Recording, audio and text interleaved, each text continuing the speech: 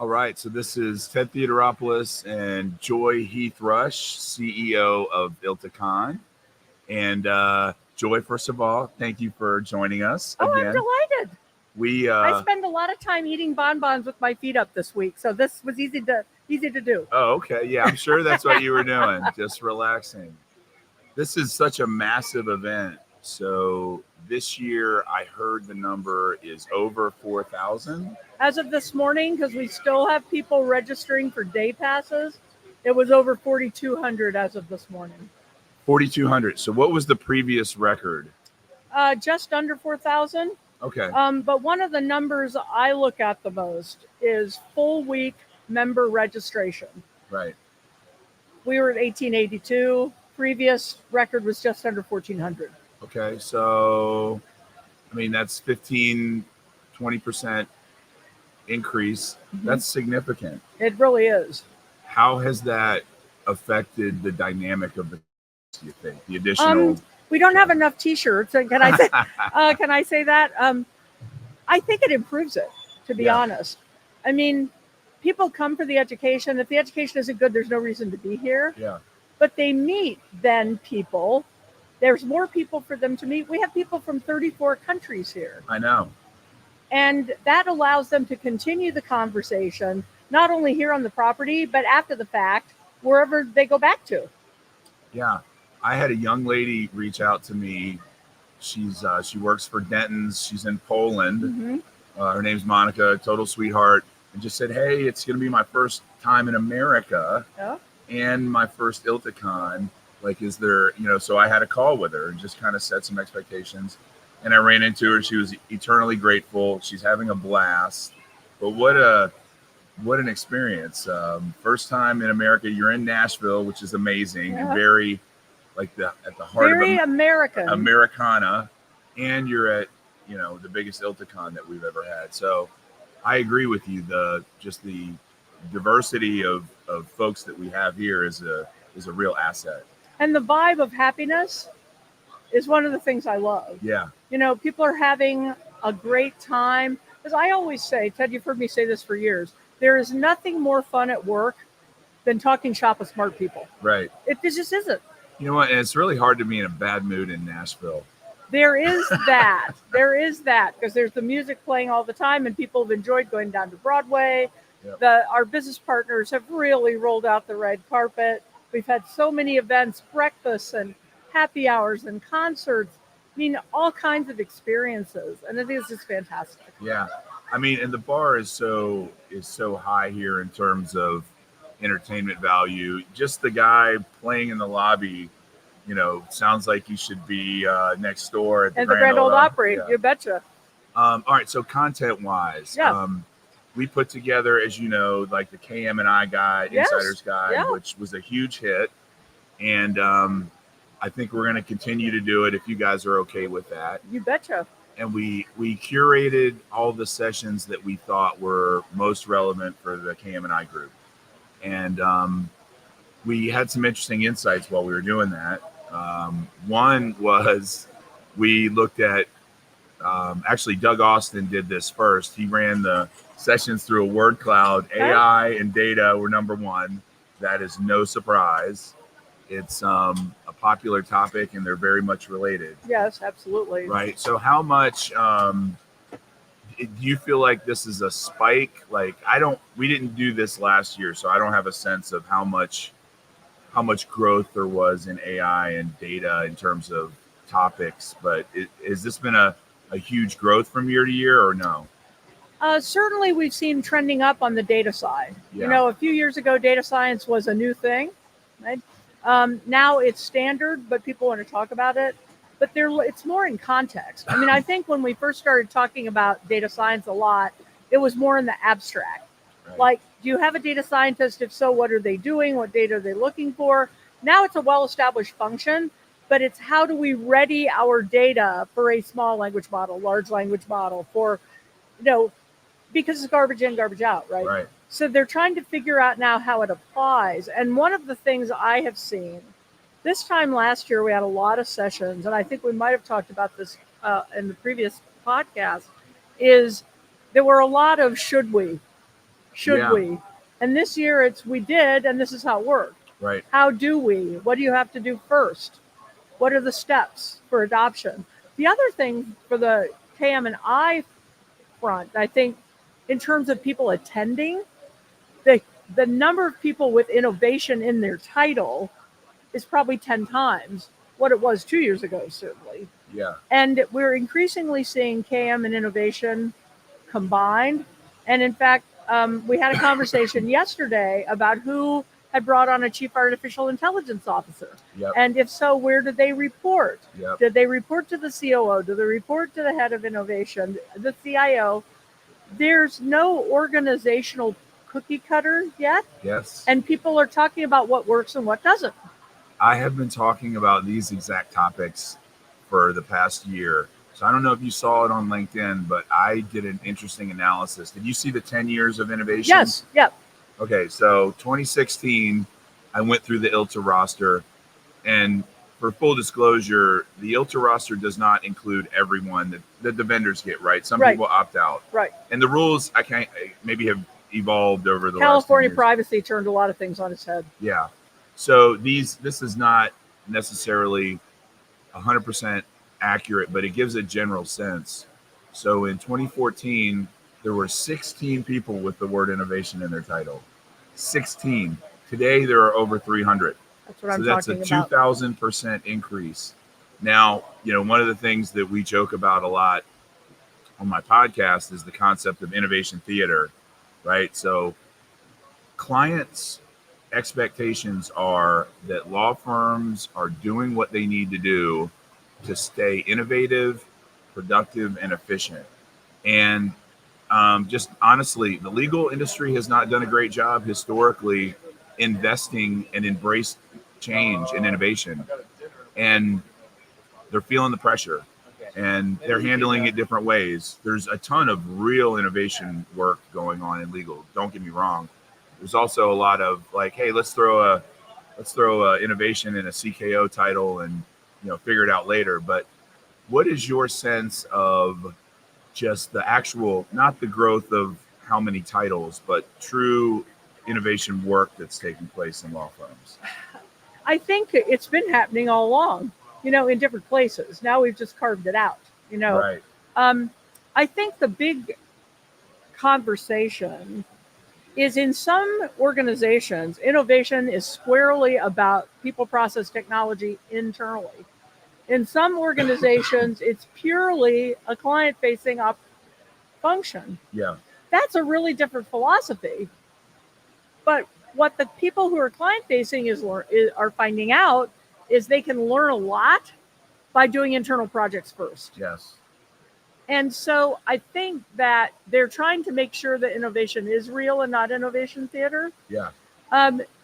I think part of what they're all challenged with is an analysis paralysis. Sure. I was talking to a lovely woman named Reena Sengupta, who created Chambers, the Chambers ratings, a few decades ago. Yeah. And she still analyzes a lot of data about law firm and law department operations. She's been spending a lot of the last 6 months talking to managing partners about the cost to proceed and the cost to wait. Right. And the cost to wait is becoming pretty frightening. Coney, there's a cost of not investing. Exactly right. And it's way more than FOMO. Right. Right. We're talking about real money. Yeah. And it has to do with also client retention. Yep. It has to do with lawyer retention and recruiting. And so it means that innovation theater, there are people that might have engaged in that, and I hope there weren't many, but we're saying, you know what? This has to be real and it has to be part of our DNA. Yes. Well, you mentioned like internal projects first. I honestly am a firm believer that as we sit, there are many more opportunities on the business of law side of the house with AI than there are with the practice of law for a number of reasons. One is the technology we have to figure a few things out before we can really turn AI loose on the practice of law use cases. Business of law, much lower risk, much more manageable, controllable. less high stakes. So, I think that if firms are looking for, hey, where can we kick the tires on this? Couldn't agree with you more. Yeah, start with business of law use cases, your marketing department, your finance department, your HR department. And by the way, it'll save you real money. Yes. And give you time to figure out the pricing side of it, which is hard. Yeah. I mean, that's hard. And I always advise people that are struggling with this, go talk to your lit support people. They dealt with this 10 years ago. Sure. They went through the revolution of technology-aided review, of predictive coding, and then had meaningful conversations with clients about how to price it. And that brought order to chaos in e-discovery. It truly did. It was much less chaotic than it was 10 years ago. We have to learn enough to have those same conversations in the practice. And part of how we learn is in the business. Yes, I agree with you. And, when I think about firms who, I feel like there's now been some movement in a positive way with purse strings, right? Like historically, I forget where I got this number. It's an old number, but I believe it to be roughly accurate, that one yardstick in measuring how much an industry spends on technology is just their overall external IT spend as a percentage of revenue. Correct. Law firms were at 1.5%, financial services almost 10x that. So, and now I'm comparing apples and oranges, right? Financial services, they have to for a number of reasons. Law firms really haven't. But I'm seeing those purse strings starting to open up now. And I'm seeing firms that, look, I can give you a couple of real examples. Gibson Dunn. Yeah. They brought in Meredith. Great talent. Jeff Saper, Lawrence Baxter. I mean, they brought in top talent there. Exactly. Yeah. And Meredith is going to be doing a live with us here a little later this afternoon. Holland and Knight. They brought in Glenn LaForce. He's bringing, you see the team he's bringing together. And Matt McKinley has really laid the groundwork in IT to get talent in all the places they need to do innovative stuff. Right. I think that's been a great partnership. Yeah. So are those isolated cases, or do you think that's a broader trend? I think everyone's learning from that. I think it's a broader trend. One of the hard things is some organizations have a CIO and a CTO and a CKO and a CNO and where do they report? Do they all report to the COO? Do they one report to the other? So there's always a little bit of organizational flux and trying to figure that out. But I had one CIO who told me that last year, for the first time going into 2024, the CIO was asked to prepare 2 IT budgets. One is to run the business, the stuff we have now, keeping the lights on, replacing computers on time, blah. The other was everything fun and interesting they wanted to do, and they're tracking it separately, which is actually helpful for the CIOs because they get to keep their pot of money they need to run the business and not be worrying about having that money be then someone assumes it's available to do interesting new stuff. Yeah. I think it's actually a pretty coherent way of looking at it. Yeah. I mean, they do that in other industries. I spent 10 years in financial services. They had BAU, which was business as usual, and then new initiatives. You mentioned org structure, and I have seen some really interesting experiments with org structure, where they're putting innovation. I talked to somebody yesterday who was telling me about innovation rolling up under IT. I kind of see pros and cons to that. When I think IT, I think predictable, I think reliable, I think no or low error rate. That's not innovation. Service delivery. Yeah, innovation is experimentation, trial, error, failure. You have to embrace it. Failure is the key word, right? Yes. Because it's not a word that works well in law firms. Right. Our lawyers never failed in their lives, or at least not very often. That's why they're at these organizations. So, and you never want to hear IT associated with failure. Right. So that's hard. Yes. It's hard culturally. Yeah. I think though, the people that are attracted to that, and I get it, is when they report in separate places, it's like the innovation people come up with cool stuff. It's ready to deploy, and then IT has to figure out how to fit it in with everything else they're already doing. Yes. Like a great example was this year when Microsoft made the announcement in early January that everyone was going to have to go to the new interface for Teams April 1st. You know how many deployment plans that threw upside down? Sure. And so I see the synergies, but it feels to me that if you organizationally have a good structure and more importantly, the right people, because at the end of the day, people process, it always comes down to people, always.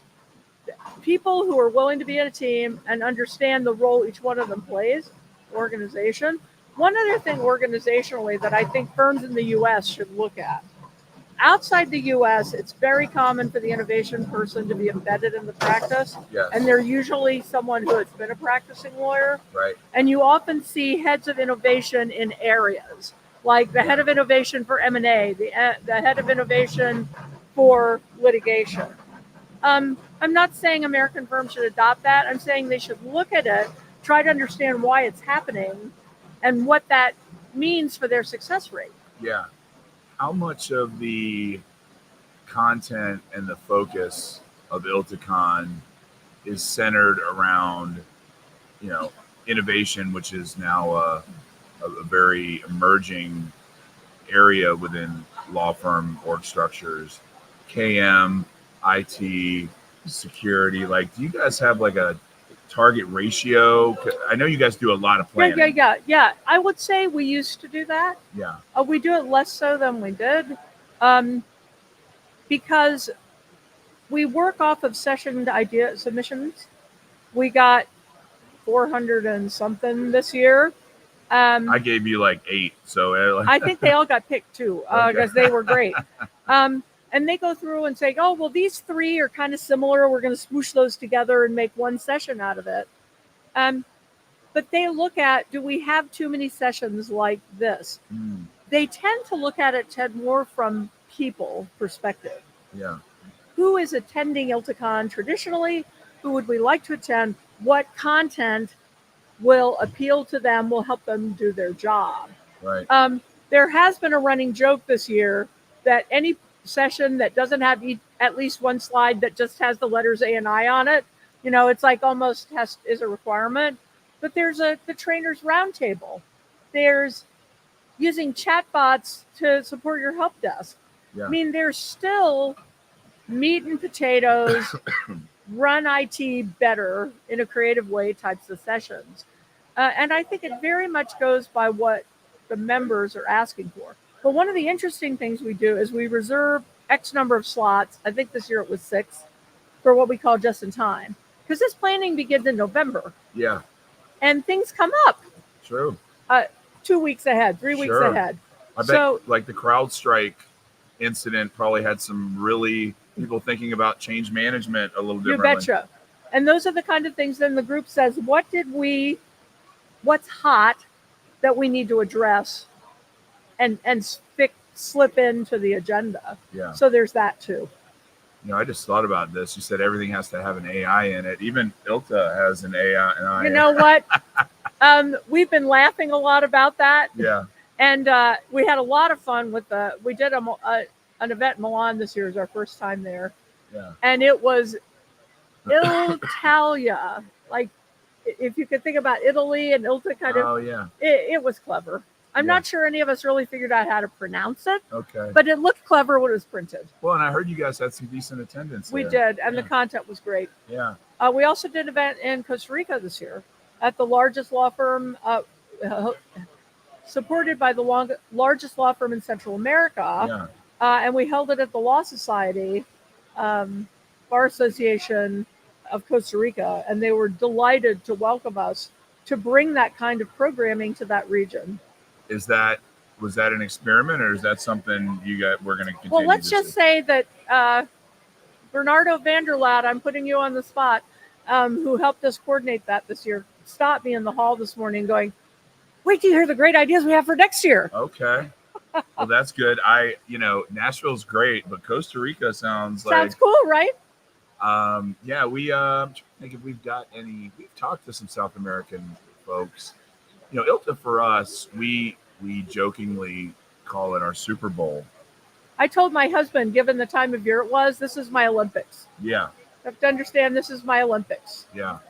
So it's for us, it is a big deal. Like, this is probably I don't know. I've been to at least a dozen ILTACONs. I've lost count now. Spoken at many of them, exhibited at most of them, attended as consultant periodically.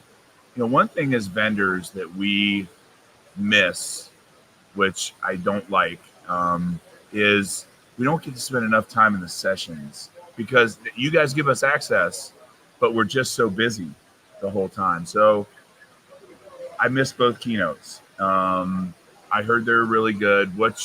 Sum those up. Was there anything like takeaway wise that you think is worth? Well, Hannah Fry's brilliant. Yeah. And one of our G100 CIOs, I won't name him, but you know who you are if you're listening to this, said to me, I saw on the agenda keynote mathematician. I'm like, oh no. And then he looked at me and she said, she's a great storyteller. And she truly is. And everyone knew they're going to like her when we always do a fun opening on Monday to energize people. Yeah. We had dueling banjos and we had cloggers from the Grand Ole Opry. They were amazing, right? And Hannah comes out and says, her first line is, that was the most American thing I ever saw. Wait, is she not She's American? British. Oh, okay. And that was fantastic. And you've got to like anyone. One of her books is, I'm not going to get the name exactly right, but it's the irrefutable mathematical proof of the existence of Santa Claus. And she was talking a lot about data. Okay. And she was taking data and saying, what do you think this represents?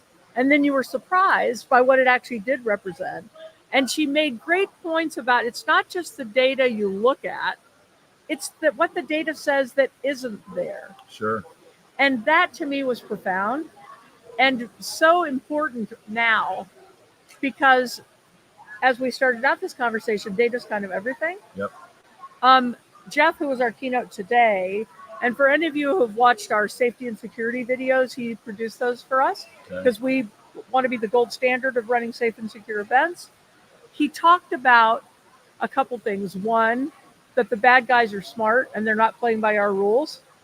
And two, the bad guys use our tools and are playing by our rules. And you just have to be constantly vigilant. Right.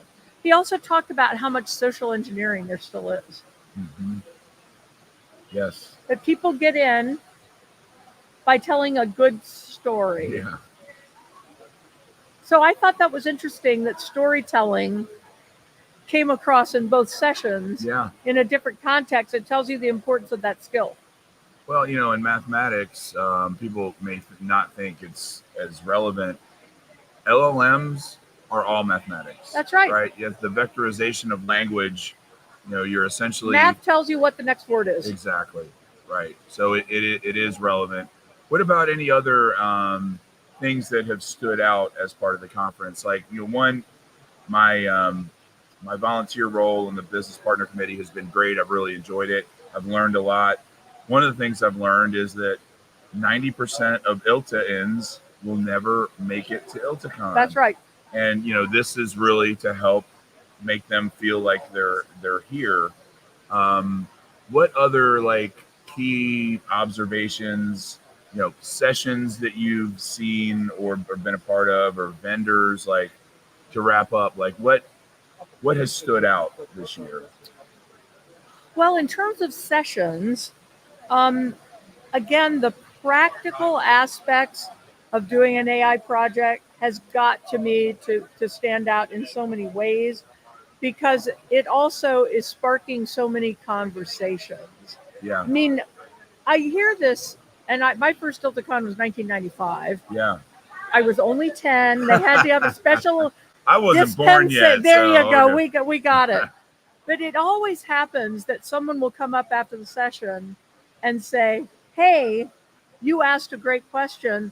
I have seen that more this year than maybe ever. Okay. Or come up to the speaker and say, wow, you did a great job working with Infodash on this fantastic internet you did. Yeah. Can I talk to you? We're about to sign a contract with them. I'd like to understand how to work with them more effectively.